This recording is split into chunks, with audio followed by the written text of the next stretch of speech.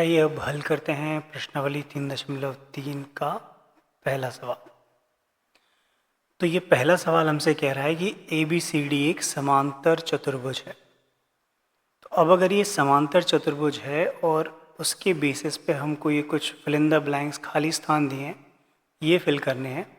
तो ये क्वेश्चन हल करने से पहले हम समांतर चतुर्भुज की एक बात कर लेते हैं कि समांतर चतुर्भुज क्या होता है, उसके बाद हम इस प्रश्न को हल करेंगे। तो सबसे पहले जो हम टॉपिक है वो हम बात कर लेते हैं समांतर चतुर्भुज क्या होता है। समांतर चतुर्भुज, और समांतर चतुर्भुज को इंग्लिश में हम बोलते हैं पैरेललोग्राम। पैरेललोग्राम। तो इसका डायग्राम थोड़ा सा बना लेते हैं कि दिखता कैसा है समांतर चतुर्भुज। तो थोड़ा सा ऐसा तिरछी लाइन बनाते हैं हम यहाँ पे, ऐसे ये, फिर थोड़ी ऐसे, और ये यहाँ पर ऐसा। तो ये जो चतुर्भुज बन गया है हमारा, ये है समांतर चतुर्भुज।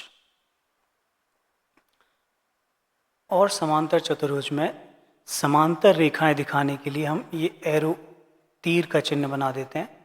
तो अगर मैंने ये तीर का चिन्ह बनाया, मतलब ये जो भुजाएं हैं ये समांतर हैं, और ऐसे अगर मैं यहाँ पर ये एरो बना दूंगा तो इसका मतलब ये दोनों जो भुजाएं ये एक दूसरे के समांतर। तो समांतर चतुर्भुज, तो हमें पता है कि चतुर्भुज मतलब जिसमें चार भुजाएं हैं, तो ये चतुर्भुज 1 2 3 4। इसको नाम भी दे लेते हैं। तो ABCD इसमें इन्होंने नाम दिया है, तो मैं यहाँ पे दूसरा नाम देता हूँ इसको PQR और S। तो ये हमने एक समांतर चतुर्भुज बना लिया। तो चतुर्भुज जिसमें आमने सामने की भुजाएं समांतर होती हैं उसे हम क्या बोलते हैं, समांतर चतुर्भुज। और इस समांतर चतुर्भुज के कुछ गुणधर्म हैं जो हमें पता होना चाहिए। तो क्या क्या गुणधर्म है उनकी हम बात कर लेते हैं। तो सबसे पहला गुणधर्म तो क्या है कि इसकी जो सम्मुख भुजाएं होती हैं, सम्मुख भुजाएं समांतर होती हैं। समांतर होती हैं। समांतर से मतलब क्या है? समांतर से मतलब है कि इन रेखाओं को हम कितना भी आगे बढ़ा दें, ये कभी भी एक दूसरे से मिलेंगी नहीं। देखो ये रेखा को मैं इधर बढ़ा दूं इसको, और इसको इधर बढ़ाता जाऊं सीधा, इन्हें कितना भी आगे बढ़ा दें, चाहे इधर चाहे यहाँ आगे बढ़ा दें, कितना भी बढ़ा दें आगे पीछे, ये कभी भी एक दूसरे को मिलेंगी नहीं। मिलने से क्या मतलब है, जैसे मैंने एक लाइन ये खींची और दूसरी खींची, तो ये क्या है, एक दूसरे को मिल गई, ये एक दूसरे को काट रही हैं। इंटरसेक्टिंग लाइन्स बोलते हैं इनको इंग्लिश में, हिंदी बोलते हैं प्रतिच्छेदी रेखाएं। तो अगर ये एक दूसरे को किसी न किसी एक बिंदु पर मिल रही हैं, मतलब वो एक दूसरे को काट रही हैं, और वो समांतर रेखाएं नहीं हैं। तो समांतर रेखाएं कौन सी होंगी? वो रेखाएं जो कितना ही आगे बढ़ा दी जाएं, कितना ही पीछे बढ़ा दी जाएं, कभी भी एक दूसरे को किसी भी बिंदु पर मिलेंगी नहीं, काटेंगी नहीं। तो सम्मुख भुजाएं जो होंगी इसमें वो समांतर होती हैं। सम्मुख का मतलब क्या हुआ, जैसे ये PS है तो मैंने लिखा PS, तो PS के सम्मुख जो भुजा है, ये जो PS है, ये जो भुजा है PS, इसके जो सम्मुख भुजा है वो ये है, वो है QR या RQ भी बोल सकते हैं हम इसको। तो जो PS है ये पैरेलल है, समांतर है किसके? QR के। तो इस तरह का चिन्ह जो मैंने बनाया ये समांतर के लिए है, यानी ये जो दो लाइनें मैंने बना दी हैं इनको हम पढ़ते हैं समांतर है। जैसे कि बराबर का चिन्ह हम ऐसे बनाते हैं कि ये बराबर का चिन्ह है, तो उसको हम पढ़ते हैं बराबर है। ये चिन्ह हम बनाते हैं प्लस का, कि ये प्लस है, जोड़ने का चिन्ह है। ये चिन्ह हम बनाते हैं गुणा का, इससे हमें समझ में आता है गुणा है। तो जहाँ भी गणित में आपको ये चिन्ह दिख गया, इसका मतलब है कि ये काय का चिन्ह है, ये समांतर है। हम पढ़ेंगे कैसे कि PS समांतर है QR के। तो ऐसे अगर दूसरी सम्मुख भुजा देखें तो देखिए ये भी है जोड़ा, ये जो भुजा है जो कि है SR, ये किसके समांतर होगी? ये PQ के समांतर होगी। तो हम ये भी लिख देंगे यहाँ पे कि जो PQ है वो किसके समांतर है? वो SR के समांतर है। तो ये हमको पहली प्रॉपर्टी पता होना चाहिए। अब दूसरी प्रॉपर्टी क्या है इसमें? दूसरी प्रॉपर्टी या दूसरा गुणधर्म समांतर चतुर्भुज का है कि इसमें जो सम्मुख भुजाएं होती हैं वो बराबर भी होती हैं। सम्मुख भुजाएं बराबर माप की होती हैं, बराबर माप की होती हैं। तो अब देख लें इसमें सम्मुख भुजाएं, तो हमने लिखी ली ऑलरेडी सम्मुख भुजाएं। तो मतलब ये जो PS है, जो PS है इसका जो माप होगा वो बराबर होगा किसके? QR के। और जो दूसरी सम्मुख भुजाएं हैं जो कि पी क्यू है, इसका जो माप होगा वो बराबर होगा एस आर के। इसका क्या मतलब हुआ? इसका मतलब है कि अगर मुझे किसी ने प्रश्न में बोल दिया कि ये जो पी एस है इसकी जो माप है ये 5 सेंटीमीटर है, तो मैं तुरंत समझ जाऊंगा कि जो क्यू आर है इसकी भी जो माप होगी वो 5 सेंटीमीटर ही होगी। ऐसे अगर किसी ने बोल दिया कि जो पी क्यू है ये जो है इसकी लेंथ 8 सेंटीमीटर है इसकी माप, तो मैं तुरंत समझ जाऊंगा कि जो एस आर है इसकी लेंथ भी कितनी होगी? 8 सेंटीमीटर ही होगी, क्योंकि ये गुणधर्म है समांतर चतुर्भुज का और इसमें ऐसा ही होगा। तो ये तो हो गए दो गुणधर्म। अब और गुणधर्म की बात कर लेते हैं, तो मैं इसको थोड़ा और नीचे यहाँ पे शिफ्ट कर देता हूँ। ये इसके साथ में ये क्यों आ रहा है? हमको इसको शिफ्ट नहीं करना है, इसको मैं वापस से ऊपर पहुँचा देता हूँ, ये हमको यहीं पर चाहिए। ठीक है, अब तीसरा क्या है इसमें? जो तीसरा गुणधर्म है इसका वो ये है कि जो सम्मुख कोण होते हैं ये सम्मुख कोण बराबर होते हैं। सम्मुख कोण बराबर होते हैं। सम्मुख कोण बराबर होते हैं मतलब इनकी जो माप है वो बराबर होती है। तो अब सम्मुख कोण कौन से हैं वो भी देख लेते हैं हम इसमें। तो सम्मुख मतलब आमने सामने के। तो ये जो कोण P है, ये जो कोण P बन रहा है यहाँ पे, इस कोण P के सामने वाला जो कोण है वो है ये कोण R। यहाँ पर ये जो कोण बन रहा है, तो जो कोण P है वो कोण R के क्या होगा? बराबर होगा। यानी एंगल P जो है वो एंगल R के बराबर होगा। तो ये जो चिन्ह हम बनाते हैं ये चिन्ह बनता है एंगल का, कोण का। तो कोण P जो है वो किसके बराबर है? कोण R के। यानी angle P equal to angle R। ऐसे ही अगर हम देखें तो सम्मुख में और भी हैं। देखिए यहाँ पे ये जो कोण है Q, ये जो Q कोण बन रहा है इसके भी सम्मुख कोण कौन सा है? ये S। तो ये जो दोनों कोण हैं ये भी आपस में बराबर होंगे। यानी एंगल Q, जो कोण Q है वो कोण S के बराबर होगा। तो ये जो कोण Q है ये बराबर होगा कोण S के। ये भी हमें कैसे मदद करेगा? ये हमें ऐसे मदद करेगा कि मान लीजिए अगर किसी ने बोल दिया कि ये जो कोण है यहाँ पर, ये जो कोण है, अगर ये कोण हमको दिख रहा है मान लो 70 डिग्री का, तो मैं तुरंत समझ जाऊंगा कि ये जो कोण है ये भी कितना होगा? ये 70 डिग्री का ही होगा। ठीक है, ये हमको तुरंत देख के ही समझ में आना चाहिए। अब वैसे अगर मैं एग्जैक्ट देखूं जैसा बना हुआ है उसके अकॉर्डिंग ये 70 तो नहीं होगा, क्योंकि अधिक कोण जैसा है। तो मैं इसको थोड़ा करेक्ट कर लेता हूँ। तो ये लगभग एक अंदाज से बोल रहा हूँ, एग्जैक्ट नहीं, लगभग ही हो सकता है लेट्स से 110 डिग्री का। तो ये अगर 110 का है तो ये भी कितने का हो जाएगा? 110 डिग्री का ही हो जाएगा। तो ये हमें जो प्रॉपर्टी है, गुणधर्म है, ये पता होना चाहिए। अब देखो अगर ये 110 का है तो मैं ये तुरंत पता लगा सकता हूँ कि ये कितना, ये जो कोण है ये कितना होगा। तो ये जो दोनों कोण हैं इनको हम बोलते हैं आसन्न कोण। तो ये कोणों के नाम हमको पता होना चाहिए। देखिए ये जो दोनों कोण हैं ये होंगे सम्मुख कोण, आमने सामने हैं।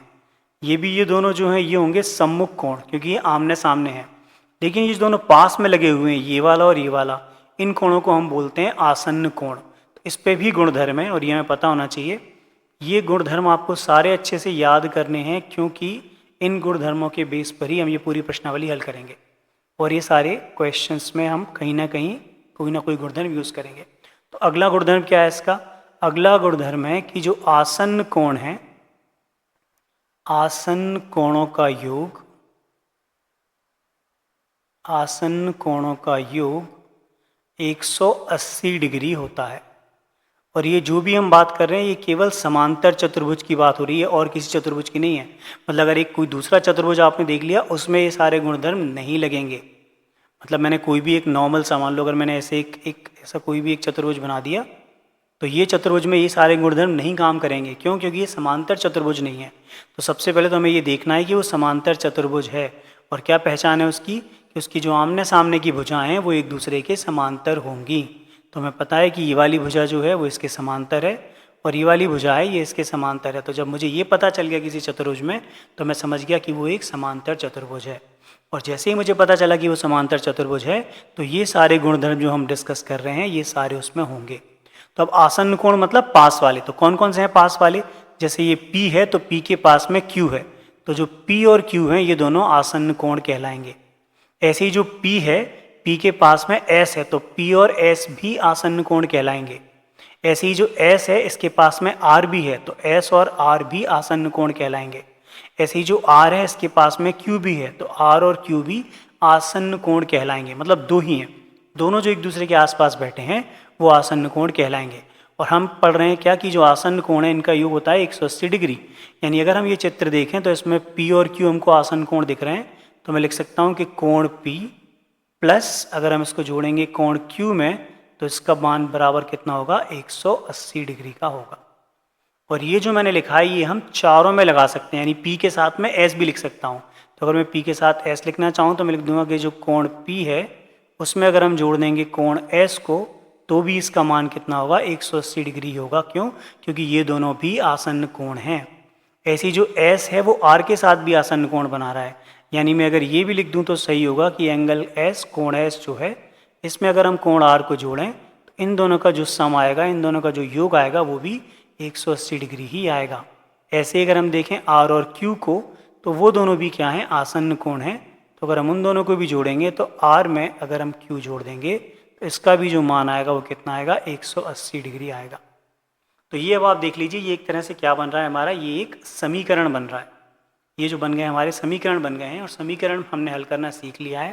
मैं फिर से कह रहा हूँ अगर अभी भी आपको समीकरण हल करने में कोई डाउट है तो पुराने वीडियो ज़रूर जाके देखिए, क्योंकि वो समीकरण हल करना आपको आना चाहिए। तो अब अगर ये सारी प्रॉपर्टीज़ ये हमको समझ में आ गई हैं तो अब देखिए कि इस प्रश्न में हम कैसे इसका उपयोग करेंगे और कितना आसान हो जाएगा हमारे लिए इन प्रश्नों का उत्तर देना, इनका जवाब देना। ठीक है, अच्छा एक प्रॉपर्टी और रह गई है वो और हम डिस्कस कर लेते हैं, फिर हम ये सवाल हल करते हैं। एक प्रॉपर्टी जो है वो बात करती है इनके विकर्ण की। तो विकर्ण में क्या है कि जो विकर्ण हैं एक दूसरे को समद्विभाजित करते हैं। विकर्ण एक दूसरे को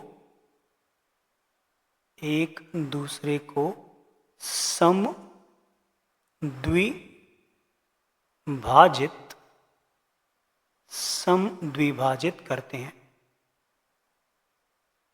तो अब विकर्ण क्या है, तो अगर आपने पुराने वीडियो देखे हैं तो आपको आइडिया होगा कि विकर्ण क्या है, जो सम्मुख बिंदुओं को मिलाने वाली रेखा होती है। यानी ये जो P है और ये जो R है ये सम्मुख बिंदु हैं, इनको मिलाने वाली अगर मैंने कोई एक रेखा खींच दी तो ये जो रेखा है इसको हम कहेंगे विकर्ण। तो ये एक विकर्ण हो गया। ऐसे अगर आप देखोगे तो S है और Q है ये भी सम्मुख बिंदु हैं, इन दोनों को भी हम जोड़ सकते हैं। तो इन दोनों को जोड़ के हमने जो रेखा बनाई ये भी क्या हो गया, एक विकर्ण ही हो गया। तो यानी अगर मैं अब इसमें एक्चुअल ड्रॉ करूँ तो एक विकर्ण हमारा बन गया ये PR और जो दूसरा विकर्ण बन गया हमारा वो बन गया QS ये। और ये दोनों एक दूसरे को कहाँ पे काट रहे हैं, किस बिंदु पे कट कर रहे हैं, ये बिंदु पे। इसको मैं नाम दे देता हूँ O। तो ये जो दोनों विकर्ण हैं PR और QS एक दूसरे को O बिंदु पे कट कर रहे हैं। तो मुझे क्या पता पड़ रहा है इससे कि ये समद्विभाजित कर रहे हैं एक दूसरे को, मतलब समान दो भागों में बांट रहे हैं। यानी जो PO का माप है लेंथ, जितनी लंबाई इस PO की होगी उतनी ही लंबाई OR की भी होगी। जितनी भी लंबाई इस PO की होगी उतनी ही लंबाई OR की होगी। मतलब क्या हो गया, अगर मुझे किसी ने यहाँ बता दिया कि भाई देखो जो PR है, ये जो PR हमारा विकर्ण बना है इसकी अगर लेंथ किसी ने बोल दिया 6 सेंटीमीटर है तो मैं तुरंत से समझ जाऊंगा कि अच्छा इसका मतलब आप ये कहना चाह रहे हो कि जो OP है वो 3 सेंटीमीटर का है और जो OR है वो भी 3 सेंटीमीटर का है। क्योंकि PR 6 का है तो ये दोनों बराबर आधे आधे भागों में बट रहे हैं, समद्विभाजित हो रहे हैं। तो इसका भी माप 3 सेंटीमीटर होगा और इसका भी माप 3 सेंटीमीटर होगा। ये मतलब है समद्विभाजित होने का, मतलब समान दो भागों में बांटने का। ऐसे ही अगर किसी ने मुझे बोल दिया कि जो QS है, ये जो QS है इसकी अगर ये जो लंबाई है QS की, ये मान लो अगर 8 सेंटीमीटर है, ये अगर किसी ने मुझे बोल दिया तो मैं तुरंत समझ जाऊंगा कि जो OS है वो भी 4 सेंटीमीटर का है और जो OQ है वो भी 4 सेंटीमीटर का है। ये तुरंत ही हम देखने के बाद समझ जाएंगे इसको। क्यों? क्योंकि हमें मालूम है कि ये विकर्ण एक दूसरे को क्या कर रहे हैं, समद्विभाजित कर रहे हैं। तो यानी ये लेंथ भी हो जाएगी 4 सेंटीमीटर की और ये लेंथ लंबाई भी हो जाएगी 4 सेंटीमीटर की। तो ये भी एक इम्पॉर्टेंट गुणधर्म है, प्रॉपर्टी है जो हमें याद होना चाहिए। तो अगर हमने कहा कि विकर्ण एक दूसरे को समद्विभाजित कर रहे हैं, मतलब हमें क्या पता चल गया कि जो OP है इसका लेंथ किसके बराबर होगा, OR के। मतलब जो OP है इसकी लंबाई बराबर होगी OR के और ये दोनों किसके बराबर हैं, PR के आधे के, PR का जो हाफ है उसके। ऐसे ही जो OQ है उसकी जो लंबाई है वो बराबर है ओ एस के, और ये दोनों किसके बराबर हैं, जो भी क्यू एस का माप होगा उसके आधे के। ये सारी प्रॉपर्टीज़ हैं, एक बार फिर से आप देख लीजिएगा और समझ लीजिएगा, लिख लीजिएगा, पढ़ लीजिएगा, और इनको याद रखना बहुत ज़रूरी है, तभी ये प्रश्न हमारे लिए बहुत आसान हो जाएगा। तो अब इस प्रश्न को हल करते हैं। अगर हमें ये प्रॉपर्टी समझ में आ गई है तो हम इसके एक एक पार्ट को तुरंत से हल कर लेते हैं। तो देखिए उन्होंने पहले ही बता दिया ए बी सी डी एक समांतर चतुर्भुज है। तो अब जैसे ही मैंने ये लाइन पढ़ी कि भाई ए बी सी डी एक समांतर चतुर्भुज है, यानी ये जो चतुर्भुज दिया है, तो मेरे दिमाग में तुरंत से सारी जो पांचों प्रॉपर्टी हमने पढ़ी है वो तुरंत आ जाना चाहिए।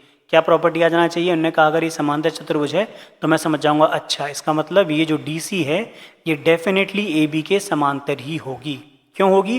क्योंकि उन्होंने प्रश्न में कह दिया है कि भाई ए बी सी डी एक समांतर चतुर्भुज है, और समांतर चतुर्भुज अगर ये है तो ये उस गुणधर्म को पालन करेगा ही करेगा।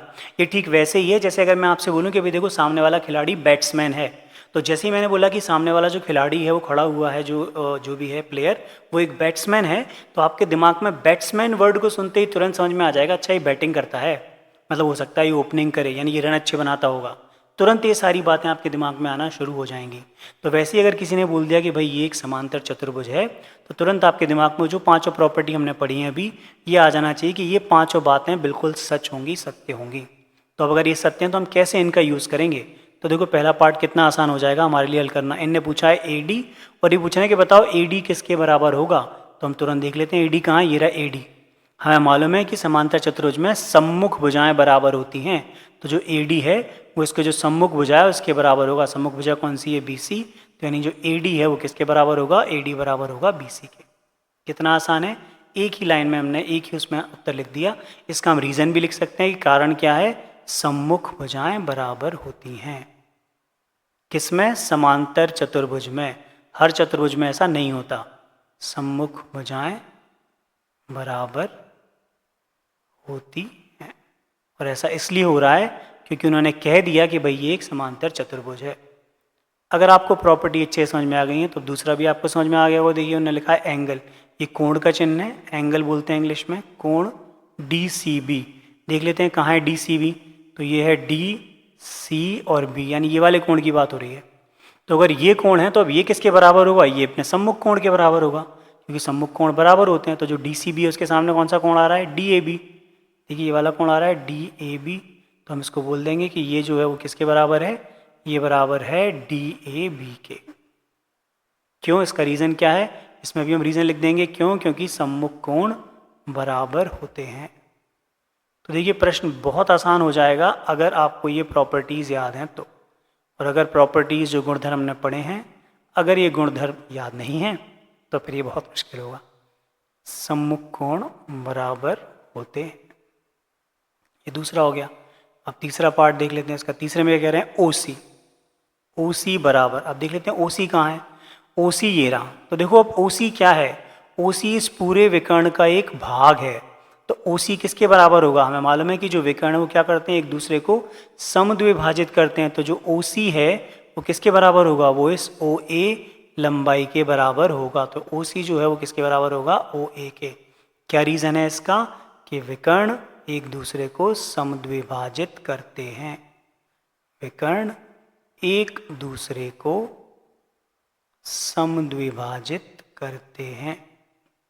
तो वही जो प्रॉपर्टीज़ हमने पढ़ी हैं उन्हीं का बस इस्तेमाल कर रहे हैं हम, और उनका इस्तेमाल करके आंसर देते जा रहे हैं। समद्विभाजित करते हैं। तो ये हो गया ओ सी बराबर हुए। अब एक जो लास्ट वाला है उसका भी लिखते हैं हम, क्या है चौथे वाले का। तो चौथे में लिखा है एम। एम का मतलब होता है मेजरमेंट, माप है हिंदी में, इंग्लिश में है मेजरमेंट। तो उन्होंने एम लिख दिया है एम, और फिर ये जो चिन्ह है वो कोण का चिन्ह है। कौन सा कोण है? D A B. M D A B plus फिर एम मतलब मेजरमेंट, माप। किसका माप? C D A. ये किसके बराबर होगा? मतलब ये दो कोणों को जोड़ रहे हैं। तो हम देख लें कौन से दो कोणों को जोड़ रहे हैं। तो D A B, D A B मतलब ये वाला कोण, ये वाला कोण।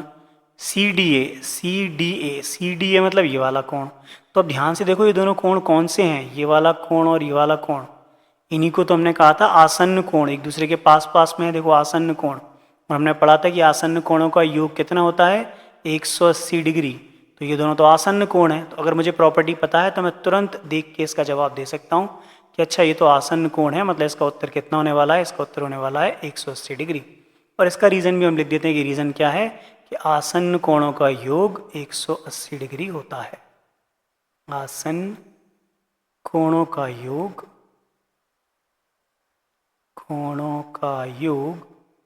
180 डिग्री होता है। तो देखिए अगर प्रॉपर्टीज़ याद हैं तो बहुत ही आसान हो जाएंगे सवाल हमारे लिए। तो ध्यान से ये वीडियो आप देखिएगा, सारे पॉइंट्स लिख लीजिएगा पैरेललोग्राम समांतर चतुर्भुज के, फिर ये पूरी प्रश्नावली बहुत आसान हो जाएगी, क्योंकि अब जो भी आगे के हम प्रश्न करेंगे उनमें यही प्रॉपर्टीज़, यही गुणधर्म की बात बार बार करेंगे। कोई भी डाउट है तो कमेंट सेक्शन में ज़रूर बताइएगा।